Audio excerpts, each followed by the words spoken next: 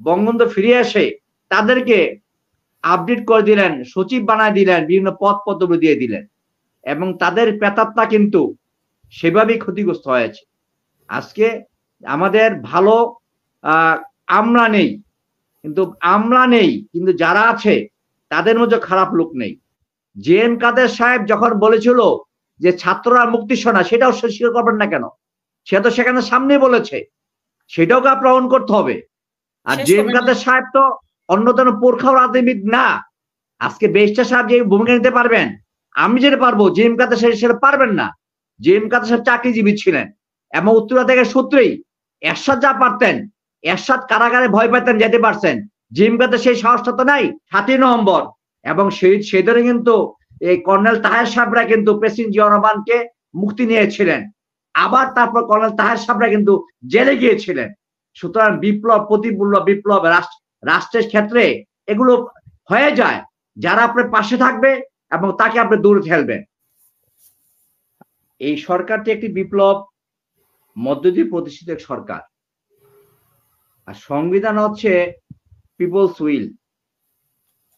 সংবিধান পরিবর্তনশীল, আর সরকার হচ্ছে সরকারের অবস্থানটা কি হবে, সরকার পরিবর্তন হবে, এটা জনশ্রুতি ছিল এবং এই সরকার নতুন সরকার আসার মধ্যে দিয়ে একটা জনমনের স্বস্তি ফিরে এসেছে, জনমনে একটা স্বস্তি ফিরে এসেছে এই বর্তমান প্রেক্ষাপট।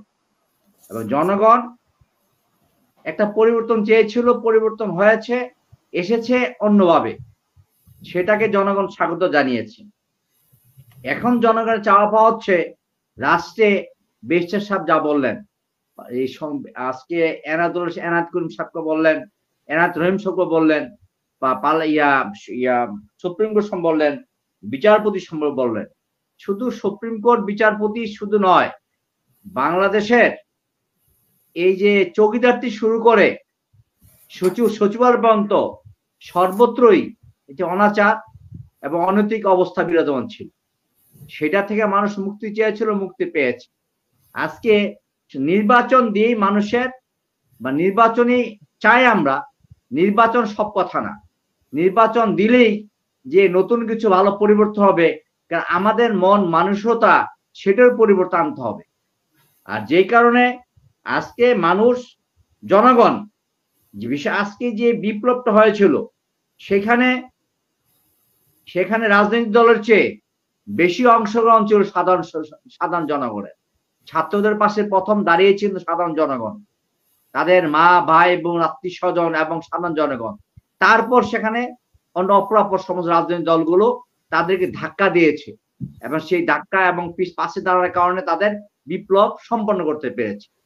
সেক্ষেত্রে আজকে মানুষের চাওয়া পাওয়া হচ্ছে রাষ্ট্রের বিভিন্ন ক্ষেত্রে সংস্কার পরিবর্তন করা, ঘুষ দুর্নীতি এসবের দূর করা, এবং বিশেষ করে আজকে যিনি প্রধান বিচারপতি হয়েছেন ঢাকা বিশ্ববিদ্যালয়ে, আমরা এক সময়ের ছাত্র ছিলাম। তার মা আমার ডিপার্টমেন্টের সরাসরি শিক্ষক ছিলেন, ব্যক্তি শেষ ভালো, কিন্তু তাকে তো আপনার সুপ্রিম কোর্ট, হাইকোর্ট এবং বিচার ব্যবস্থা পরিবেশ তৈরি করার জন্য তাকে সময় দিতে হবে। একই রকম সময় দিতে হবে সব জায়গাতে। আজকে আরেকটি খারাপ রেকর্ড তৈরি হচ্ছে যে হুটহাট করে অনেকে সচিব হয়ে যাচ্ছেন, সিনিয়র হচ্ছেন, এবং তাদেরকে সিনিয়রিটি দেওয়ার দরকার রয়েছে, কিন্তু সেই স্থানে নয়। যেই বিভ্রান্তিটা হয়েছিল 1971 যুদ্ধের পরবর্তী সময়ে, যারা দেশে থাকলেন, যারা পাকিস্তান সেবা দিলেন, যারা ইন্ডিয়াতে গেলেন, যুদ্ধ করলেন না, বঙ্গবন্ধু ফিরে এসে তাদেরকে আপডেট করে দিলেন, সচিব বানায় দিলেন, বিভিন্ন পদ পদবি দিয়ে দিলেন এবং তাদের প্রেতাত্মা কিন্তু সেভাবেই ক্ষতিগ্রস্ত হয়েছে। আজকে আমাদের ভালো আমলা নেই, কিন্তু যারা আছে তাদের মধ্যে খারাপ লোক নেই। কিন্তু বাইরে নিয়ে এসে প্রমোশন ডিমোশন দরকার আছে, তাদের পাওনা দরকার আছে। সুতরাং তাদের প্রাপ্তি বুঝিয়ে দেন, নতুবা কি হবে, এখানে ক্লেশ তৈরি হবে। এখানে দুটি সম্প্রদায় অবস্থান করছে, একটি সরকার অবস্থানে এবং যারা বিভিন্ন সময়ে বিভিন্ন কারণে গত 15 বছর চাকরি থেকে বঞ্চিত হয়েছিলেন। এটা একটা অবস্থা নিয়ে আসতে হবে। আর বিশেষ করে বাংলাদেশ শুধু সচিবালয়, সুপ্রিম কোর্ট শুধু নয়, সর্বত্রই একটা পরিবর্তন আনতে হবে। আর পরিবর্তন আনার ক্ষেত্রে আমি বলছি পরিবর্তন আনার ক্ষেত্রে যে যারা দায়িত্ব নিয়েছেন, আমি আগে বলেছি তারা এনজিও বেস সফল ব্যক্তি, তাদের সাথে সফলতাকে ভালো করার জন্য সব দলের মধ্যে কিন্তু ভালো লোক রয়েছে, ভালো রাজনীতি রয়েছে। এই ভালো রাজনীতিবিদগুলো নেতাদের কারণে তারা কিন্তু লাঞ্ছিত, বঞ্চিত। সুতরাং এই ভালো লোকগুলোকে নিয়ে আগামীতে একটি সুন্দর সরকার করা দরকার। এবং আমি মনে করি চুপ্পুর সাহেবকে যে কথা আসছে, চুপ্পুর সাহেবকে বিদায় করে ইউনূস সাহেবকে রাষ্ট্রপতি করে এবং ভালো ভালো লোকগুলো নিয়ে একটি জাতীয় সরকার করা দরকার। এবং জাতীয় সরকার করলে জাতীয় সরকারের মধ্যে সমস্ত জনগণের ইচ্ছার প্রকাশ হবে। আর বলতে পারি কিভাবে সম্ভব, কিভাবে করা সম্ভব। আমি একটা প্রশ্ন করতে চাই আপনাকে, জাতীয় পার্টিকেও তো এই সরকারের দোষর, আগের সরকারের দোষর বলা হয় এবং অনেকে জাতীয় পার্টিরও শাস্তি দাবি করছে। হ্যাঁ, সে তো ছিলই, জাতীয় পার্টি যতটুকু ছিল। আবার জেএম কাদের সাহেব ব্যক্তি, জেএম কাদের প্রথম পার্লামেন্টে ছাত্রদের শেখ প্রধানমন্ত্রীর সামনে কোটা পথার পক্ষে কথা বলেছে। জাতীয় পার্টি অন্য কেউ তাকে সমর্থন করে নাই, পার্লামেন্ট সে বিধান বলেছে। এবং যখন ছাত্ররা আন্দোলন করতেছে তাদেরকে পক্ষে একমাত্র জেএম কাদের বলেছেন তারা মুক্তি সৈনিক, মুক্তি সেনা। এবং সেদিন জেএম কাদের পদক্ষেপ নিয়েছিলেন। প্রশ্ন করি, জি বলেন। আপনারা তো সুষ্ঠু নির্বাচনের কথা বলে আওয়ামী লীগের নামে নির্বাচন করেন। আর এরশাদ সাহেব সামনে তো বলাই ছিল, সকালে একটা বিজ্ঞপ্তি পাঠাইতো আর সন্ধ্যার সময় আর একটা বলতো। এইবার আসেন, একটা শেষ করি। সকালবেলা শুনেন, সকালবেলা বৃষ্টি হবে, ছাতা নিয়েছে। না না, আপনি যদি আমাদের প্রশ্নটা শেষ করতে দেন তাহলে আপনি উত্তরটা দিতে পারবেন। বলেন। হ্যাঁ বলেন। আপনাদের যে ক্যারেক্টারিস্টিক্স, ঠিক আছে, জাতীয় সংসদে দাঁড়ায় যে আপনার জেএম কাদের সাহেব যেটা বললেন, তিনি তার ওয়াইফের নমিনেশনের জন্য দেন দরবার করছেন, টাকা নিয়ে তিনি নমিনেশন নির্বাচনে গেছেন। এগুলো আপনাদের তৃণমূলের লোকজনই পার্টি অফিসের সামনে আপনার নির্বাচনের আগ দিয়ে তারা মানে আপনারা কি বলবো আর কি, তারা আন্দোলন করছে, তারা তো নির্বাচনে যেতে চায়নি। আপনারা তো আপনার তৃণমূলের কথা শুনে নেই। এরকম একজন ব্যক্তিত্ব যার সকাল এবং বিকালের কথার কোনো মূল্য নাই, লোক দেখানো কথা, তিনি জাতীয় সংসদ দ্বারা বলবেন কিছু, একটা স্টেডিনেস থাকে। তো রাজনীতিতে একটা স্টেডিনেস থাকে, আপনাদের কোনো স্টেডিনেস নেই, আর সেটাকে ক্লেম করতে চাচ্ছেন। এটা তো ওই যে দেখতেছি এখন ওই যে নায়িকা কি একটা, ওই যে আশার আলো না কি আলো কোন গ্রুপে ছিল, ওই যে কি চ্যাট ফাঁস হয়েছে, এখন বলতেছে আওয়ামী লীগ সরকারের কারণে চাপে পড়ে এগুলো করছি।